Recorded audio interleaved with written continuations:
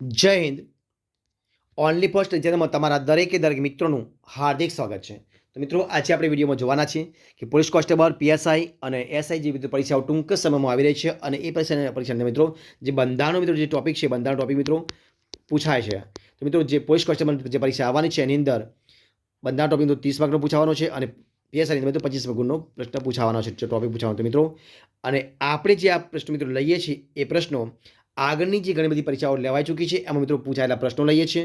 તો very most important જે મિત્રો પ્રશ્નો છે, એમસીક્યુ પરના પ્રશ્નો છે, તો વિડીયો પૂરેપૂરો જોજો. અને દરેક વિડીયો મિત્રો આપણે 30 પ્રશ્નો મૂકીએ છીએ. તો આ વિડીયો છે એ ભાગ નંબર આજે 6ઠ્ઠા નંબરનો છે. તો વિડીયો પૂરેપૂરો જોજો કે તમને મદદરૂપ થઈ શકે પરીક્ષાની પૂર્વ તૈયારી રૂપે. તો શરૂઆત કરીએ આપણે. ટોપિક છે ભારતનું બંધારણ. પ્રશ્ન નંબર શરૂઆત કરીએ આપણે અને આ વિડીયો નંબર 6 છે. તો જે પ્રશ્ન આજે પહેલો પ્રશ્ન કે લોકસભાના સભ્ય થવા માટેની મિત્રો લઘુત્તમ વય મર્યાદા કેટલી છે? અને આ પ્રશ્ન છે પ્રશ્ન નાયબ ચીફનીસ તારીખ 2/6/2015 રોજ જે પરીક્ષા લેવાઈ હતી એમાં પૂછાયેલો પ્રશ્ન છે. તો લોકસભાના સભ્ય થવા માટે લઘુત્તમ વય મર્યાદા છે ઓછામાં ઓછી મિત્રો 25 વર્ષ. જવાબ આવશે ઓપ્શન એ 25 વર્ષ. તો જવાબ આવશે ઓપ્શન એ 25 વર્ષ. જોઈએ પ્રશ્ન આપણે આગળ શું છે પ્રશ્ન. તો પ્રશ્ન જોઈએ આપણે કે રાજ્યના વિસ્તારોમાં કઈ અદાલત સર્વોપરી છે? તો રાજ્યના વિસ્તારોની અંદર જે વડી અદાલત છે કઈ છે? વડી અદાલત એ સર્વોપરી છે. જવાબ આવશે ઓપ્શન ડી વડી અદાલત. ઓપ્શન ડી જવાબ. પ્રશ્ન આપણે આગળ ચર્ચા કરીશું. પ્રશ્ન કે નીચેનામાંથી કોની નિમણૂક રાજ્યપાલ કરતા નથી? ધ્યાન દીધું, અહીંયા નથી પૂછ્યું છે. તો જવાબ આવશે ઓપ્શન એ હાઈકોર્ટના જે મુખ્ય ન્યાયાધીશ છે એમની જે નિમણૂક છે એ રાજ્યપાલ કરતા નથી. બાકી રાજ્ય લોકસેવા આયોગના અધ્યક્ષની પણ રાજ્યપાલ નિમણૂક કરે છે, મુખ્યમંત્રી નિમણૂક પણ રાજ્યપાલ કરે છે અને એડવોકેટ જનરલ છે એની પણ નિમણૂક રાજ્યપાલ કરે છે. પરંતુ રાજ્યપાલ કોની કરતા નથી? તો હાઈકોર્ટના જે મુખ્ય ન્યાયાધીશ હોય છે એમની નિમણૂક રાજ્યપાલ કરતા નથી. નિમણૂક કોણ કરે છે મિત્રો? કરે છે રાષ્ટ્રપતિ. કોણ કરે? રાષ્ટ્રપતિ કરે છે. તો નિમણૂક રાજ્યપાલ કરતા નથી, રાષ્ટ્રપતિ કરે છે એટલા માટે. તો જવાબ આપણે આવશે ઓપ્શન એ જવાબ બનશે. પ્રશ્ન આપણે આગળ ચર્ચા કરીએ કે ભારતીય બંધારણના અધ્યક્ષ મિત્રો કોણ છે? તો ભારતીય બંધારણના અધ્યક્ષ છે ડૉક્ટર રાજેન્દ્ર પ્રસાદ. કોણ છે? ડૉક્ટર રાજેન્દ્ર પ્રસાદ. જવાબ આવશે option A doctor Rajendra Prasad હતા. કોણ હતા? ભારતીય બંધારણ સભાના અધ્યક્ષ હતા doctor Rajendra Prasad. Option A જવાબ. પ્રશ્ન આપણે આગળ ચર્ચા કરીએ. વિધાનસભાના સભ્યપદ માટે વય મર્યાદા કેટલા વર્ષથી હોય મિત્રો? તો એ પણ હોય છે 25 વર્ષ. ઓપ્શન બી જવાબ આવશે 25 વર્ષ. ઓપ્શન બી જવાબ 25 વર્ષ. પ્રશ્ન આપણે આગળ ચર્ચા કરીએ કે ભારતના બંધારણમાં મૂળભૂત ફરજોનો સમાવેશ કઈ સમિતિની ભલામણથી કરવામાં આવ્યો હતો? અને આ પ્રશ્ન જીપીએસસી ક્લાસ 2 તારીખ 18/12/2016 રોજ જે પરીક્ષા લેવાઈ હતી એમાં પૂછાયેલો પ્રશ્ન છે. તો ભારતના બંધારણની અંદર મૂળભૂત ફરજોનો સમાવેશ મિત્રો એ સ્વર્ણસિંહ સમિતિ જે હતી એ સ્વર્ણસિંહ સમિતિની ભલામણથી કરવામાં આવ્યો હતો. જવાબ આવશે ઓપ્શન બી સ્વર્ણસિંહ સમિતિ. ઓપ્શન બી જવાબ. પ્રશ્ન આપણે આગળ ચર્ચા કરીએ. પ્રશ્ન છે કે કેગ નીચેનામાંથી શેનું ઓડિટ કરતા નથી? શેનું ઓડિટ કરતા નથી એવો પ્રશ્ન પૂછ્યો છે. તો ખાનગી કંપનીનો જવાબ આવશે ઓપ્શન એ ખાનગી કંપની. ઓપ્શન એ જવાબ ખાનગી કંપની. પ્રશ્ન આપણે આગળ ચર્ચા કરીએ કે માનનીય રાષ્ટ્રપતિશ્રી દ્વારા કટોકટીની ઉદ્ઘોષણા કરવાની જોગવાઈ ભારતના બંધારણના કયા અનુચ્છેદમાં કરવામાં આવી છે? અને આ પ્રશ્ન જીપીએસસી કૃષિ અધિકારી ક્લાસ 2 જે પરીક્ષા લેવાઈ ગઈ કે તારીખ 15/1/2017 રોજ લેવાઈ એમાં પૂછાયેલો પ્રશ્ન છે. તો મિત્રો, માનનીય રાષ્ટ્રપતિશ્રી દ્વારા કટોકટીની ઉદ્ઘોષણા કરવાની જોગવાઈ ભારતના બંધારણના અનુચ્છેદ જે છે અનુચ્છેદ નંબર 352માં શેમાં 352માં અનુચ્છેદમાં કરવામાં આવી છે. જવાબ આવશે ઓપ્શન સી 352. ઓપ્શન સી જવાબ. પ્રશ્ન આપણે આગળ ચર્ચા કરીએ કે મંત્રીઓએ રાષ્ટ્રપતિને કોઈ સલાહ આપી હતી કે કેમ? અને આપી હોય તો સી આપી હતી તે પ્રશ્નની તપાસ કયા ન્યાયાલયમાં થશે? અને આ પ્રશ્ન જીપીએસસી ક્લાસ 1ની અંદર 2016ની અંદર પૂછાયેલો છે. તો મિત્રો, કોઈ ન્યાયાલય તપાસ કરી શકશે નહીં. આ જે સલાહ આપી હોય કદાચ તો કોઈ ન્યાયાલયની તપાસ કરી શકશે નહીં એવું આપણે જોવાય. જવાબ આવશે ઓપ્શન ડી કોઈ તપાસ કરી શકશે નહીં. જોઈએ પ્રશ્ન આગળ આપણે કે રાજ્યમાં રાષ્ટ્રપતિ શાસન કઈ જોગવાઈ હેઠળ લાદી શકાય છે? પ્રશ્ન જીપીએસસી મેઇન્સ પેપર 1ની અંદર 2016માં જે પરીક્ષા લેવાય એમાં પૂછાયેલો પ્રશ્ન છે. તો રાજ્યમાં રાષ્ટ્રપતિ શાસન એ અનુચ્છેદ નંબર 365 અનુસાર કયા અનુચ્છેદ નંબર 365 હેઠળ લાદી શકાય છે? જવાબ આવશે ઓપ્શન એ અનુચ્છેદ 365. ઓપ્શન એ જવાબ. જોઈએ પ્રશ્ન આપણે આગળ શું છે પ્રશ્ન કે આમુખમાં કયા બંધારણીય સુધારા દ્વારા સમાજવાદી, અખંડિતતા, બિનસાંપ્રદાયિકતા એ શબ્દો ઉમેરવામાં આવે છે? અને આ પ્રશ્ન જીપીએસસી ક્લાસ 2માં 4/3/2017 રોજ જે મિત્રો પરીક્ષા લેવામાં આવી હતી એ એની અંદર પ્રશ્ન પૂછાયેલો છે. તો આમુખમાં બંધારણના 42માં કયા આમુખમાં 42માં બંધારણીય સુધારા દ્વારા સમાજવાદી, અખંડિતતા અને બિનસાંપ્રદાયિકતા એ શબ્દો ઉમેરવામાં આવ્યા હતા. કયા 42માં બંધારણીય સુધારા દ્વારા? જવાબ આવશે ઓપ્શન એ 42માં સુધારો. પ્રશ્ન આગળ ચર્ચા કરીએ આપણે કે બંધારણની કલમ નંબર 356નો ઉપયોગ ઈસવીસન 1959માં કયા રાજ્યમાં થયો હતો?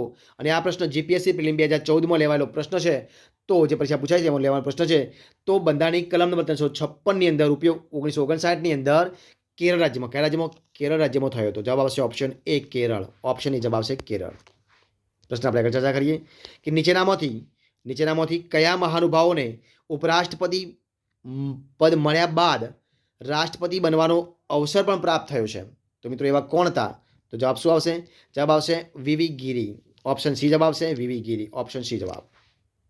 જોઈએ પ્રશ્ન આપણે આગળ કે ઉપરાષ્ટ્રપતિની ચૂંટણી કોણ કરે છે? તો સંસદ. કોણ કરે? સંસદ. જવાબ આવશે ઓપ્શન બી સંસદ કરે છે. ઓપ્શન બી જવાબ સંસદ. પ્રશ્ન આપણે આગળ ચર્ચા કરીએ કે માર્ગદર્શક સિદ્ધાંતો દેશના વહીવટમાં મૂળભૂત છે અને કાયદો કરતી વખતે આ સિદ્ધાંતો લાગુ પાડવા તે રાજ્યની ફરજ છે. આ જોગવાઈ કયા આર્ટિકલમાં દર્શાવવામાં આવેલી છે? તો મિત્રો જીપીએસસી મહિલા અને બાળ વિકાસ મિત્રો જે એની એક્ઝામ લેવામાં આવી હતી તારીખ 29/1/2017 રોજ એમાં મિત્રો પૂછાયેલો પ્રશ્ન છે. તો મિત્રો જવાબ આવશે કે માર્ગદર્શક સિદ્ધાંતો દેશના વહીવટમાં મૂળભૂત છે અને કાયદો કરતી વખતે આ સિદ્ધાંત લાગુ પાડવામાં આવે છે તે રાજ્યની ફરજ છે. અને આ જોગવાઈ આર્ટિકલ નંબર 37માં કયા? આર્ટિકલ નંબર 37માં દર્શાવવામાં આવી છે. જવાબ આવશે option B article number 37. Option B જવાબ બનશે 37. પ્રશ્ન આપણે આગળ ચર્ચા કરીએ. શું પ્રશ્ન કે બંધારણનો આત્મા કોને ગણવામાં આવે છે? તો બંધારણનો આત્મા એ આમુખને ગણવામાં આવે. જવાબ આવશે ઓપ્શન સી આમુખ. પ્રશ્ન આપણે આગળ ચર્ચા કરીએ કે ભારતમાં શું છે પ્રશ્ન? ભારતમાં આધુનિક ટપાલ સેવાની શરૂઆત ક્યારે થઈ હતી? તો ભારતમાં આધુનિક ટપાલ સેવાની શરૂઆત થઈ હતી ઈસવીસન 1854માં. શું જવાબ આવશે? ઈસવીસન 1854માં. ઓપ્શન બી જવાબ આવશે ઈસવીસન 1854. ઓપ્શન બી જવાબ. પ્રશ્ન આપણે આગળ ચર્ચા કરીએ કે હાલ ભારત સરકાર દ્વારા કેટલા સમુદાયોને લઘુમતી સમુદાય તરીકે જાહેર કર્યા છે? અને આ પ્રશ્ન GPSC social welfare officer class 2 તારીખ 25/2/2017 જે પરીક્ષા લેવામાં આવી હતી એમાં પૂછાયેલો પ્રશ્ન છે. તો મિત્રો હાલ ભારત સરકાર દ્વારા જે 6 સમુદાય છે, કેટલા સમુદાય છે? જે 6 સમુદાય છે સમુદાયોને લઘુમતી સમુદાય તરીકે જાહેર કરવામાં આવે છે. જવાબ આવશે ઓપ્શન ડી 6 સમુદાય. પ્રશ્ન આપણે આગળ ચર્ચા કરીએ. પ્રશ્ન શું છે કે પહેલો પોઈન્ટ છે કે ગ્રામ પંચાયતની ચૂંટણી કોઈ પણ રાજકીય પક્ષ દ્વારા કે કોઈ રાજકીય પક્ષના પ્રતીક પર લડાતી નથી. બીજો પોઈન્ટ છે કે ગ્રામ પંચાયતના જે સરપંચ છે એ સરપંચ અને સભ્યો મળીને ગામના વિકાસના કામો અંગે ઠરાવ કરીને ગામના વિકાસના કામો નક્કી કરે છે. તો મિત્રો જવાબ શું આવશે? તો આમાં સાચા કયા છે? તો માત્ર 1 અને 2 બંને જે વિધાનો છે સાચા છે. જવાબ આવશે ઓપ્શન સી 1 અને 2 બંને. જોઈએ પ્રશ્ન આગળ. પ્રશ્ન છે કે વિધાનસભામાં પ્રશ્નકાળ દરમિયાન ધારાસભ્યોને પ્રશ્ન પૂછવાની કોણ ના પાડી શકે? જવાબ આવશે ઓપ્શન બી સ્પીકર મિત્રો ના પાડી શકે. ઓપ્શન બી જવાબ આવશે સ્પીકર. ઓપ્શન બી જવાબ સ્પીકર. પ્રશ્ન આપણે આગળ ચર્ચા કરીએ કે પ્રથમ વસ્તી ગણતરી ક્યારે હાથ ધરાઈ હતી? તો મિત્રો પ્રથમ વસ્તી ગણતરી ઈસવીસન 1881માં. ક્યારે? ઈસવીસન 1881માં હાથ ધરાઈ હતી. જવાબ આવશે ઓપ્શન એ ઈસવીસન 1881. પ્રશ્ન આપણે આગળ ચર્ચા કરીએ કે સમવર્તી અથવા રાજ્યની સૂચિમાં નિર્દિષ્ટ કરવામાં આવી ન હોય તેવી કોઈ પણ બાબત અંગે કોઈ કાયદો ઘડવાની સત્તા કોની પાસે છે? તો એ છે મિત્રો સંસદની સત્તા છે. કોને છે? ઓપ્શન ડી જવાબ આવશે સંસદની સત્તા છે. ઓપ્શન ડી જવાબ આવશે સંસદને. ઓપ્શન ડી જવાબ. પ્રશ્ન આપણે આગળ ચર્ચા કરીએ કે કાયદાનું અર્થઘટન અને ન્યાય આપવાનું કાર્ય કોણ કરે છે? તો કાયદાનું અર્થઘટન અને ન્યાય આપવાનું કાર્ય કરે છે ન્યાયતંત્ર. ઓપ્શન જવાબ આવશે એ ન્યાયતંત્ર. ઓપ્શન એ જવાબ આવશે ન્યાયતંત્ર. પ્રશ્ન આપણે આગળ ચર્ચા કરીએ કે વિધાન પરિષદના સભ્યોને કોણ ચૂંટે છે? તો મિત્રો વિધાન પરિષદના સભ્યોને ચૂંટે છે ઉપરોક્ત તમામ. એટલે જવાબ આવશે ઓપ્શન ડી મતલબ કે સ્થાનિક સ્વરાજની સંસ્થાઓ, નોંધાયેલ સ્નાતકો અને માધ્યમિક અને ઉચ્ચતર માધ્યમિક શિક્ષકોના મતદાર મંડળ. જવાબ આવશે ઓપ્શન ડી ઉપરોક્ત તમામ. પ્રશ્ન આપણે આગળ ચર્ચા કરીએ કે આપણા દેશમાં વડી અદાલતના ન્યાયમૂર્તિઓ કોણ નિમે છે? અને આ પ્રશ્ન છે બિન સચિવાલય ક્લાર્ક તારીખ 21/12/2014 રોજ જે પરીક્ષા લેવામાં આવી હતી એમાં પૂછાયેલો પ્રશ્ન છે. તો આપણા દેશમાં વડી અદાલતના ન્યાયમૂર્તિઓ છે એ નિમે છે મિત્રો રાષ્ટ્રપતિ, માન્ય રાષ્ટ્રપતિ. ઓપ્શન ડી જવાબ આવશે, રાષ્ટ્રપતિ. ઓપ્શન ડી જવાબ. પ્રશ્ન આપણે આગળ ચર્ચા કરીએ કે અંદાજપત્ર પસાર ન થાય તો મંત્રીમંડળે રાજીનામું આપવું પડે છે. અને આ વિધાન કેવું છે મિત્રો? તો સાચું છે. વિધાન કેવું છે? આ વિધાન સાચું છે. જવાબ આવશે ઓપ્શન એ, સાચું. જોઈએ પ્રશ્ન આગળ કે કેન્દ્ર સરકારે બ્લેક મની એક્ટ કઈ સાલમાં ઘડ્યો હતો? તો કેન્દ્ર સરકારે બ્લેક મની એક્ટ એ ઈસવીસન 2005માં, ક્યારે? ઈસવીસન 2005માં ઘડ્યો હતો. જવાબ આવશે ઓપ્શન બી, ઈસવીસન 2005. જોઈએ પ્રશ્ન આપણે આગળ ચર્ચા કરીએ કે નીતિ આયોગની રચના કઈ રીતે કરવામાં આવેલી હતી? અને આ પ્રશ્ન છે જીપીએસસી ક્લાસ 2 તારીખ 16/4/2017 રોજ પૂછાવામાં આવેલો જે પ્રશ્ન છે. તો નીતિ આયોગની રચના એ મંત્રીમંડળના સચિવાલયના ઠરાવથી, ઓપ્શન બી જવાબ આવશે, મંત્રીમંડળના સચિવાલયના ઠરાવથી કરવામાં આવે છે. જવાબ આવશે ઓપ્શન બી. જોઈએ પ્રશ્ન આપણે આગળ ચર્ચા કરીશું. શું છે પ્રશ્ન કે રાષ્ટ્રપતિને બંધારણ હેઠળ મળેલ કારોબારી સત્તાઓનો ઉપયોગ તેઓ કોની સલાહથી કરે છે? અને આ પ્રશ્ન GPSC social welfare officer class 2 તારીખ 25/2/2017 રોજ મિત્રો જે પરીક્ષા લેવામાં આવી હતી એમાં પૂછાયેલો પ્રશ્ન છે. તો રાષ્ટ્રપતિને બંધારણ હેઠળ મળેલ કારોબારી સત્તાઓનો ઉપયોગ તેઓ મંત્રીમંડળની સલાહથી, કોની સલાહથી? મંત્રીમંડળની સલાહથી કરે છે. જવાબ આવશે ઓપ્શન સી, મંત્રીમંડળની સલાહથી. ઓપ્શન સી જવાબ. પ્રશ્ન આપણે આગળ ચર્ચા કરીએ. શું છે પ્રશ્ન? અને આ વિડીયોનો છેલ્લો પ્રશ્ન જોઈએ આપણે. તો પ્રશ્ન જો શું છે? પ્રશ્ન છે કે સર્વોચ્ચ અદાલતના ન્યાયાધીશની નિમણૂક કોણ કરે છે? સર્વોચ્ચ અદાલતના ન્યાયાધીશ નિમણૂક કોણ કરે છે મિત્રો? જવાબ આવશે ઓપ્શન એ, રાષ્ટ્રપતિ. કોણ કરે છે? ઓપ્શન એ જવાબ આવશે, રાષ્ટ્રપતિ કરે છે. જવાબ આવશે ઓપ્શન એ, રાષ્ટ્રપતિ કરે છે.